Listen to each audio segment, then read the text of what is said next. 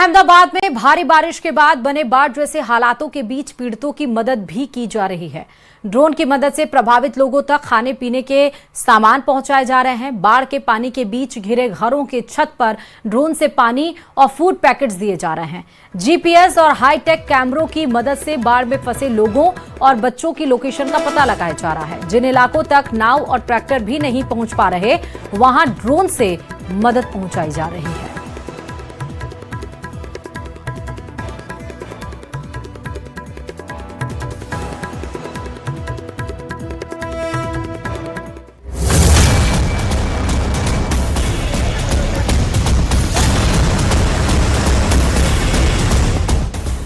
जल प्रलय का कहर बरकरार। मलबे में लग्जरी कारों का अंबार। हर तरफ तबाही का मंजर। गुजरात में बर्बादी, महाराष्ट्र में सैलाब। भले ही गुजरात के कुछ हिस्सों में बारिश का दौर कुछ कम हुआ हो, लेकिन अभी इस पर ब्रेक नहीं लगा है। मौसम विभाग ने राज्य के कई जिलों में आने वाले दिनों में बारिश के लिए अलर्ट जारी कर रखा है और इसके बीच अब आफत की बारिश से हुई तबाही की तस्वीरें सामने आने लगी है। ये जो तस्वीरें आप देख रहे हैं, ये भारी बारिश के बाद अहमदाबाद का हाल है। देखिए जरा तबाही की बारिश ने लग्जरी कारों का क्या हाल कर दिया। मूसलाधार बारिश से आई बाढ़ के बाद अहमदाबाद की अर्थ 12 एलिगेंस सोसाइटी के बेसमेंट का यह हाल है, जहां पानी उतरने के बाद कारें कीचड़ और मलबे में दब गईं और पूरा परिसर तबाही और बर्बादी की कहानी साफ बयां करता नजर आया। वहीं गुजरात का खेड़ा जिला बारिश थमने के बाद भी त्रासद तस्वीरें दिखा रहा है। जहां देखो पानी ही पानी नजर आ रहा है। ड्रोन से ली गई इस जल प्रलय की तस्वीरें हालात साफ बयां कर रही हैं। न्यूज 18 की टीम जब माचर के भलाड़ा गांव पहुंची तो वहां का मंजर विभीषिका को साफ बता रहा था। खेत समंदर बन चुके हैं, घरों में पानी घुसा हुआ है और धान की फसल तबाह हो चुकी है।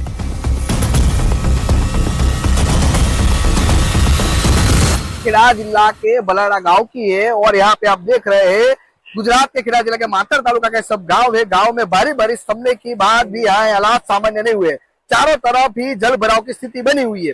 आप देख सकते हैं कि खेत पूरी तरह से पानी में डूब चुके हैं। इन खेती की हालत ऐसी हो गई कि माने यहाँ समुद्र उमड़ आया हो। दूर दूर तक सिर्फ पानी ही पानी नजर आ रहा है। बारिश का दौर थमने के बाद एक और तस्वीर सामने आई अमलसाट से, जहां गुरुवार को बाढ़ का पानी आने के चलते पूरे गांव को रेस्क्यू करना पड़ा था। ये उसी वक्त की तस्वीरें हैं, लेकिन अब यहां से एक शख्स का शव रिकवर किया गया। न्यूज 18 की टीम ने इस गांव में जाकर हालात को करीब से महसूस किया। मैं इस वक्त खड़ी हूँ, यहाँ तक पहुँच ही नहीं कोई पा रहा था क्योंकि ये पूरा इलाका पानी में लबालब डूबा हुआ था। और जैसे अगर आप घरों को देख रहे हैं तो पहले फ्लोर तक जो लोग थे वो पहुँच ही नहीं रहे थे क्योंकि पूरा पानी भरा हुआ था। ऐसे में अपनी जान बचाने के लिए लोग जो है वो उसके ऊपर तक चढ़े हुए थे। और ऐसे में यहाँ पर बताया जा रहा है कि रात के 2:30 बजे 3 बच्चों का रेस्क्यू भी छत के माध्यम से किया गया था। और फिलहाल भी अगर आप देखेंगे तो बैक टू नॉर्मल बिल्कुल नहीं है। गुजरात के बाद अब महाराष्ट्र के ठाणे के हालात भी देखिए, जहां शेपुरा चोंढा इलाके में घाट घर झरने पर बादल फटने जैसी बारिश हुई। ऐसा लग रहा था कि पानी अपने साथ सब कुछ बहा देने पर आमादा हो चुका है। और इसी दौरान यहां हनुमान झरने पर पिकनिक मनाने गए 5 युवक अचानक तेज पानी के बहाव में बह गए। सैलाब में बहे 3 लोगों को तो बचा लिया गया, जबकि एक युवक का शव रेस्क्यू टीम को मिला है और एक युवक अब भी लापता है। इलाके में भारी बारिश होने के बाद प्रशासन ने लोगों से अपील की है कि वे बारिश के मौसम में झरनों, नदियों और तेज बहाव वाले इलाकों में जाने से बचें।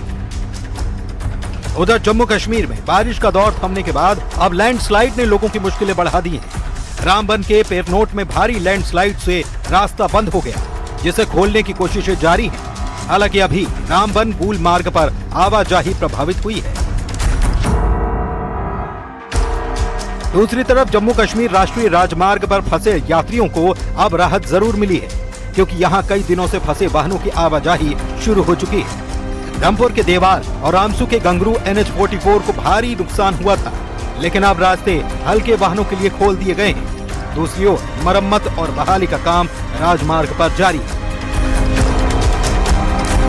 यानी बीते दिनों मौसम के बिगड़े मिजाज के बाद अब जिंदगी को पटरी पर फिर से लौटाने की कोशिश शुरू कर दी गई है। लेकिन बर्बादी की ये तस्वीरें अब भी भीषण जल प्रलय की याद बार बार दिला रही हैं।